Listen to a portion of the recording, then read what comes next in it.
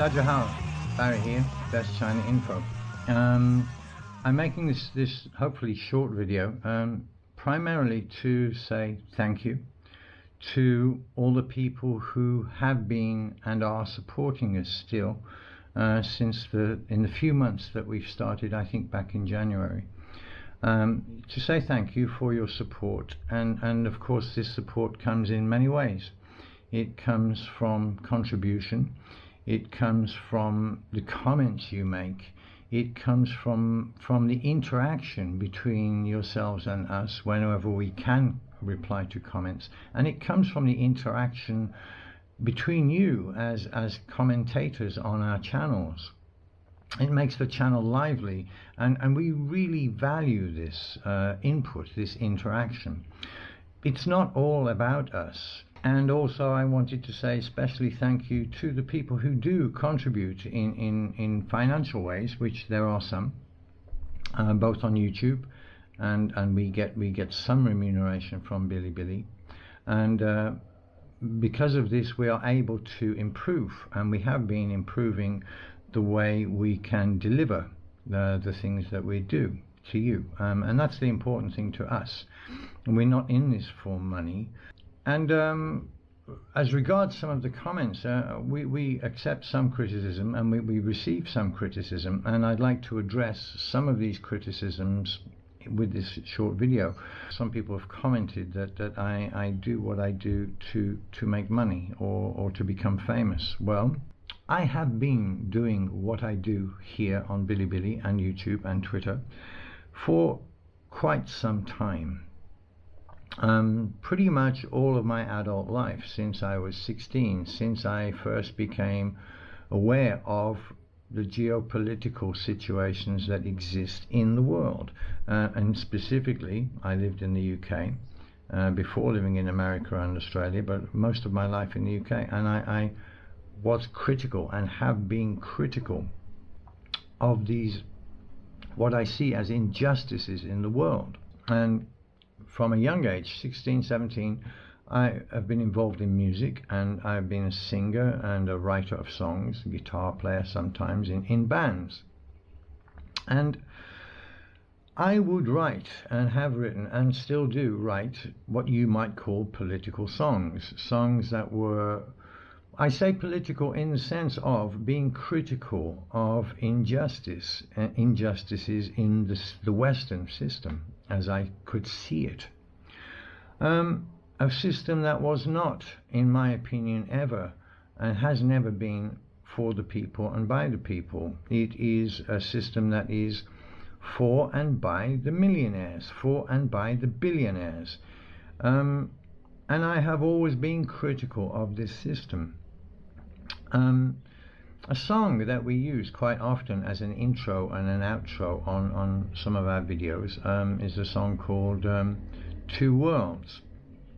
And I wrote this song in, I guess, around 1987 after I came back from Australia. And this song is quite clearly about the wealth and where the wealth goes in the West, the channel of this, the wealth that is earned from the backs of the poor people, the working people, and channeled upwards to the 1%, the billionaires. The song that you can hear recorded is probably recorded in 1993. The lyrics of the song speak of the reason for where the money goes, the reason why we have rubbish infrastructure in the West, why people aren't looked after, and it's because we need missiles, we need bombs, we need weapons, we need armies, we need to invade other countries because they are a threat to our way of life, they are a threat to this democracy thing.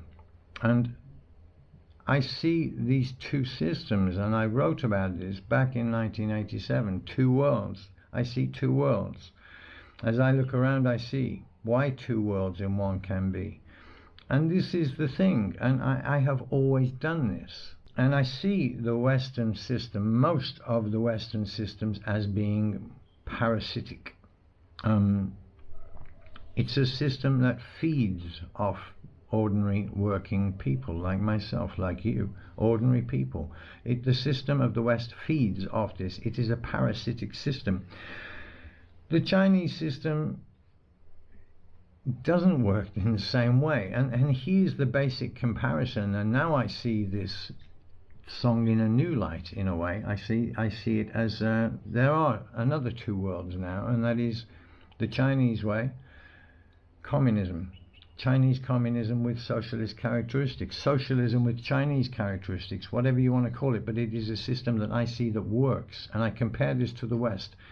And the Chinese system is symbiotic. It works in conjunction and side by side with, it is mutually beneficial for and by the people. The Western system is parasitic. So you have these two worlds. One is parasitic and one is symbiotic. The chief of the Hong Kong police made a wonderful speech. He's an admirable guy, as are the Hong Kong police as a whole, an admirable force for good. And he made this wonderful speech. What's his name? Kwok Yam Shu, I think his name is. And he must be a very learned guy, in my opinion, because he mentioned this genetic thing in the Westerners, these blue eyes. You got to beware of these blue eyes. And he said there's a genetic difference. There is an aggressive gene in Westerners, many Westerners. I'm not saying all, but in many Westerners there is an aggressive gene. And he mentioned this. Now, I don't see this aggression in Chinese people. China doesn't want to attack. It's not in Chinese nature to want to attack. And they will defend. China will defend itself. Chinese people, China will defend their families and their people and their country to the death if they have to. But they don't wish to attack. And here's this two worlds again, this basic difference. It's a genetic difference. I have both sides of this inside me. I used to box. My hero was Li Xiaolong. And I took up Kung Fu. I did Kung Fu when I was 14, 15. And then I started boxing. And I realized I was never going to be any good as a martial artist because I don't like hitting people. So that's my Chinese blood speaking. I would punch someone and then apologize and say, I'm sorry, you okay? I'm sorry, you okay? I can't do it. So that this genetic difference between people, the West, this gene is aggressive. China's culture stems, as I see it, from an agrarian culture, growing, producing, focusing on its land, and it's an agricultural culture. We'll come back to this word agrarian later as an English lesson. So you have people who make the most of the land they're in, the land they're on, and they find a way to make it work, this symbiosis, man and nature. But the West, by contrast, is outward. The Vikings, the Romans, the US Empire, the Anglo-Zionist Empire is outward. It is about conquest. It is about conquering other countries and taking what is not theirs. It is taking from other places, this outward, this seafaring nature. And you could say, well, this is an adventurous nature. It's not. It's a nature of conquest, of dominance, of aggression. China had great seafarers.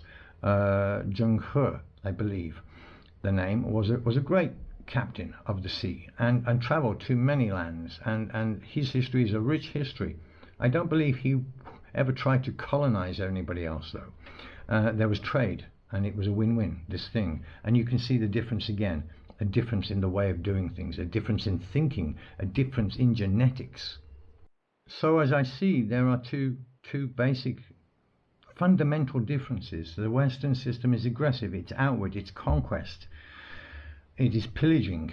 The Vikings, the Romans, the US, the UK, the British Empire. And the Chinese system is not the same. The Chinese thinking, the Chinese genetics, the Chinese basic fundamental makeup is different. I did an interview recently with News, Sissy from News. I've done various interviews recently, and then very recently I have had a Twitter account for over 12 years, since about 2009, in which I have always been critical of what I see as injustice committed by Western governments in the name of filling their pockets in the name of hegemony, in the name of, well, the MIC, okay? I've always been critical. My Twitter account would tell you this, but it got blocked. I criticised the UK government over a declaration they recently made, which enraged me that they could still do this, tell these lies, and I criticised them publicly, and I illustrated how they were lying yet again, and my Twitter account was wiped out. My Twitter account was suspended. I have been blocked and suspended by Twitter and other social media in the West several times. This is not the first time, and it is almost always every time I criticize and point out that the government are lying, that the UK government are lying, that the US government are lying. And every time I do this and I hold up the proof to them, I get blocked, I get suspended, I get hidden. It's not the first time. It won't be the last, I'm sure. I do have another account now, which is similar to our website name, so you can find me there if you want to. So, all my adult life I have been critical of a system which I see as essentially an unjust system, an unequal system, a two-world system of the 1% feeding as a parasite off the rest of the West. And this is why I live in China now, because I reached the point where I can't live in this system anymore. I disagree with it. Yeah, and that's why I live in China. If anybody asks me fundamentally why, that's why. The other criticism is I do this for the money. Well, believe it or not, there's not much money in this. And I have other streams of income. I'm a lecturer, I'm a teacher, I'm a writer, and I make money from royalties from music. Some of my music is used in advertisements, is used in major movies. And so I get royalties from this. So am I doing this for the money? No. Okay, so that's the other criticism. I'm going to try and make some videos. We've got this new camera thing now we're going to try and use, and I'm going to try and make some daily life things, and just to prove that I am not just Isle of China all the time, which I am not. I'm going to try and make some observational videos of life in China, and be critical and talk about where I think maybe things could be improved, just to prove that this is not just an I Love China channel. Okay, I'm not trying to curry favor, I'm not trying to be famous, I'm not doing it for the money. I speak from here, and this heart, some of you know, beats with Chinese blood. It's true. Why do I do this? Okay, so there's another question. Why do I do this? I've always spoken out against injustice. I will always speak up against the aggressor. I will always speak up against unfairness. And I can tell you with my hand on my Chinese heart that in 7 years living in China, I have seen a great way of life, that mostly people are contented, mostly people are happy. They have a mechanism to speak, they are heard, and there is a governing system that is by and for the people. China is the beehive, and that's the way I see it, and that's what I feel. But I will try to be critical. I will try to give a more objective, I will try to give an objective opinion of some things that I see. Maybe China could do better, maybe China could improve. But trust me, China's doing pretty good, and I'm here for the duration. I hope sincerely to spend the rest of my life in this wonderful country. I love China. 我爱中国。